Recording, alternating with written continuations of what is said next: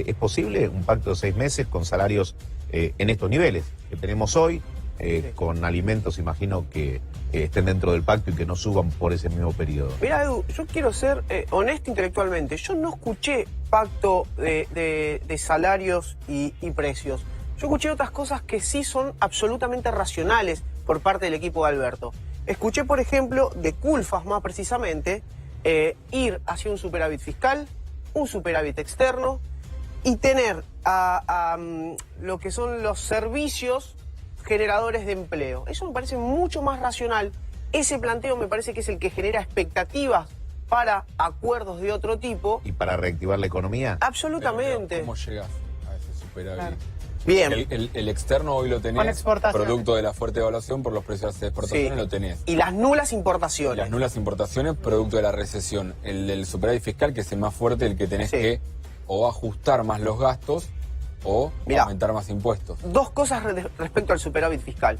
Yo creo que lo que hay que establecer es un sendero, es ir como objetivo hacia el superávit fiscal. Esto no es el año que viene. O sea, ahora, hacer lo mismo que está haciendo Macri. Me parece que sí, pero con una economía funcionando. ¿Y cómo funciona la economía? Bueno, simplemente porque cambian las espaldas y el aire que trae un nuevo presidente. Bueno, yo creo que las expectativas hoy juegan un rol fundamental.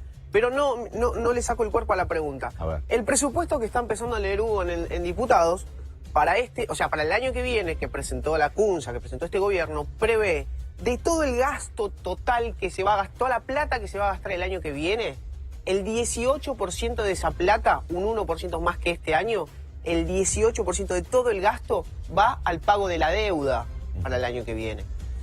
Me parece que las negociaciones en Washington van a tender a poder usar esa plata o parte de esa plata para apretar el botón de la economía y que la mitad de las máquinas que están apagadas en las industrias empiecen a funcionar. O sea, que el FMI interprete que Alberto llega con buenas intenciones, Alberto, porque estamos planteando ese escenario. Claro.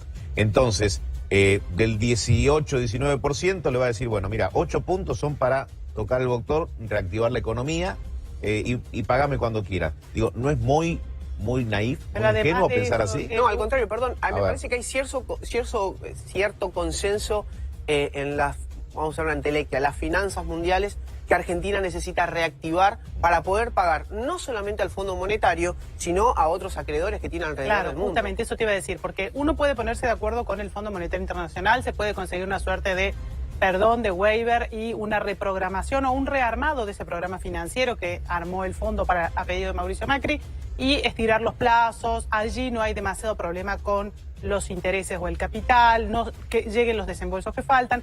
Lo que es más difícil es cómo renegociar la deuda que está en manos de los acreedores privados. Y además trascendió que el fondo le sugeriría a Macri, para que justamente puedan cerrarle a Alberto, para que cierre los números el año que viene, que haga una quita, que es algo que Alberto y su equipo ya dijeron que no buscarían, una quita de capital y una quita de intereses de lo que se les debe a los acreedores privados a través de la colocación de bonos.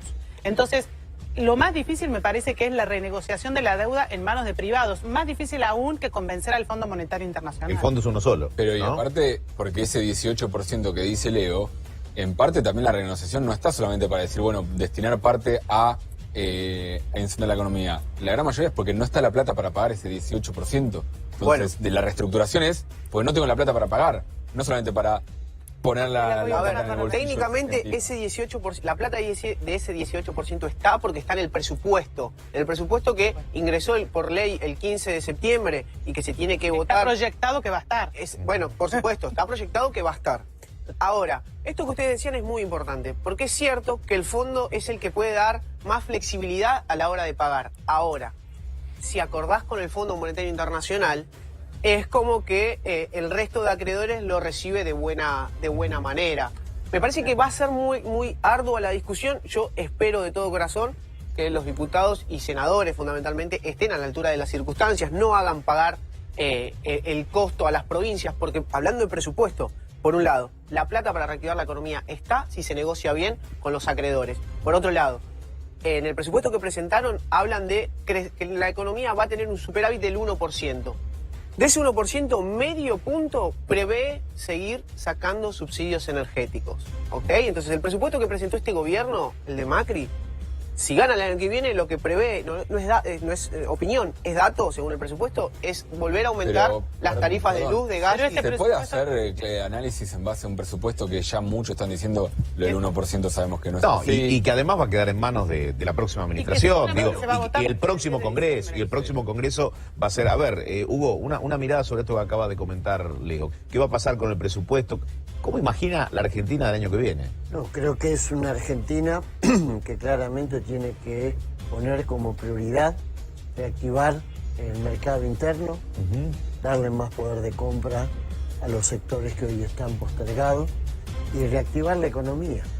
Acá, y esto hay que decirlo, se tomaron una cantidad de medidas que significaron someter a las pymes a una competencia que no estaban en condiciones de asumir con la apertura económica, con el aumento de las tarifas, con el aumento de las tasas de interés, con la desaparición de cualquier posibilidad de acceder al crédito. Eso requiere un cambio total, eso es lo que hay que hacer.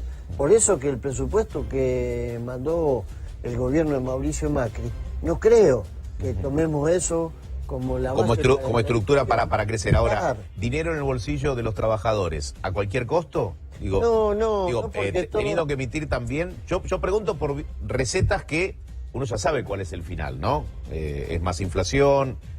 Fíjese, Ajá. yo lo que digo, no nos Sí. atemos a figuras dogmáticas. A mí, desde que era casi un cachorro de sindicalista, Sí. siempre me corrieron con que cuando hay aumento de salario hay inflación. No hablo de aumento salarial, hablo de emisión para que tengamos más dinero en el bolsillo. Pero volvamos para atrás la película, Sí. porque hace un año me decían eso. No, Bueno, aumento vayamos al tiempo de cuando era un aumento cachorro de salario sindicalista. No, porque va la inflación, no. Está bien, cachorro sindicalista, año, Hoy ¿qué tenemos, año? hoy tenemos. Disculpe, Hugo. Sí. ¿Qué año aproximadamente? No, pero usted sabe, la historia de que el derrame, la copa... Bueno, pero eso fracasó. ¿Sabe cuántas veces me Eso lo fracasó, contaron? Hugo, eso la fracasó en este historia gobierno. hay que esperar que derrame la copa para que moje a los de abajo. Resulta que ahora la copa derrama en los paraísos fiscales. Eso es lo que hay que Pero cambiar. si estamos hablando de una gestión que fracasó en términos económicos, Bueno, eso no está en por discusión. eso. Yo estoy hablando desde que usted era cachorro sindicalista, han fracasado distintos yo no modelos. le voy a decir, vamos a poner la maquinita a funcionar para pagar más salario al sector público, no le voy a decir. Ahora sí le voy a decir, Sí. el Banco de la Provincia de Buenos Aires Sí. tiene que estar al servicio del fomento de la Un producción. superávit de 5.000 y pico de millones de pesos. Por ¿no? eso, no al servicio de sostener la especulación financiera, porque resultó ser que la provincia compraba bonos en dólares para que el gobierno pudiera hacer los enjuagues financieros. Eso es lo que hay que cambiar. Son cambios fuertes, que de ninguna manera significan entrar en una cosa de poner De irresponsabilidad. La Baña piensa lo mismo, ¿no? La Baña piensa lo mismo en términos de poner plata en el bolsillo de los trabajadores para que se reactive la economía. No me extraña porque vos no tenés ninguna otra posibilidad de volver a poner la economía En movimiento. en clave productiva y no Ajá. especulativa si no generás algún estímulo a la capacidad de consumo. Así el La mercado mejor interno manera de ponerle hay que plata en el bolsillo recomponer. a la gente siempre es reduciendo la inflación, pero como eso no es tan fácil de lograr en el corto tiempo, se van buscando soluciones para equiparar la pérdida del poder adquisitivo, porque si no hubiera inflación no estaríamos reclamando nada. Desde ya, pero vos fijate, supuestamente todas las recetas que este gobierno aplicó iban a llevar a que la inflación desapareciera. Otra más que escuché tanto desde chiquito, el enfriamiento de la economía. Cuando la economía se contrae, se resuelve todo el problema de la inflación. Tampoco. No es de un día para el otro. Bueno. La inflación más alta de julio fue 0,1%. Bueno, pero estamos en un proceso de 4 años donde la inflación creció de manera exponencial.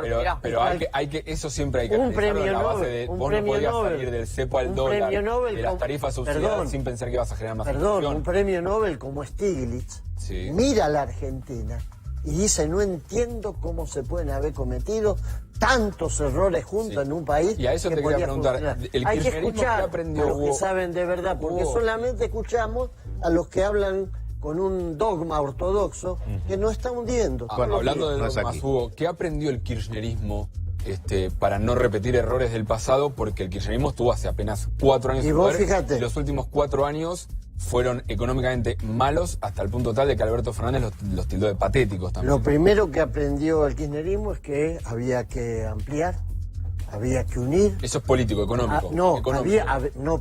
Había que expandir la frontera de una mirada que a veces era muy rígida e incorporar como parte de la propuesta política economistas que en la época en que el kirchnerismo gobernaba no estaban incorporados. Como Nielsen, que estuvo en todo el primer periodo.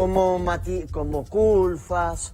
Hombre de Alberto Fernández, que era parte del kirchnerismo. Como mucha gente. En materia económica, ¿qué tuvo que cambiar el kirchnerismo? No, esa gente no. Si vos lees los libros de Matías Culfas, te vas a encontrar con que fue muy crítico de muchas medidas del kirchnerismo. Y del último periodo, se divide 3 periodos, el primer periodo de Néstor bueno, el segundo periodo de Cristina malo y el tercer periodo pésimo. Por eso digo, para evitar los errores del pésimo, eso es parte de los errores. Yo creo que es parte de los errores aprendidos y que el kirchnerismo hoy forma parte de un frente que viene con una propuesta económica ampliamente consensuada. Pero si los tuvieses que identificar, ¿me podés decir cuáles son esos errores que cometieron en el último periodo?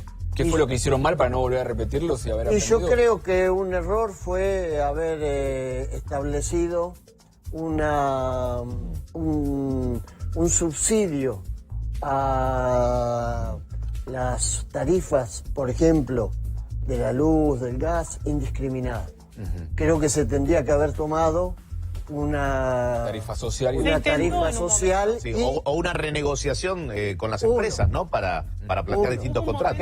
Creo que hubo retardo en aprovechar un momento que tuvo bueno la economía argentina por los precios extraordinarios de la materia prima que se exportaban, para volcar eso a un plan productivo. ¿Cuesta encontrar errores?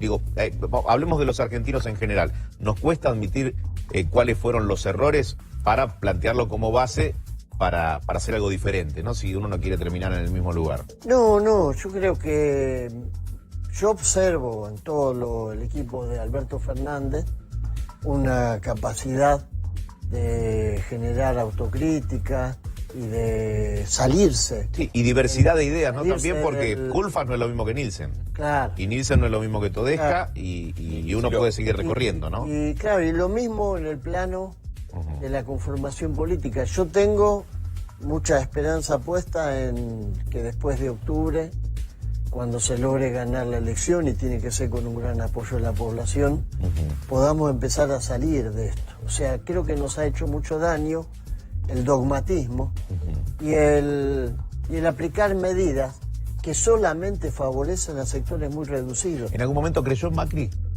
Moyano le dijo compañero a Macri en el comienzo del mandato.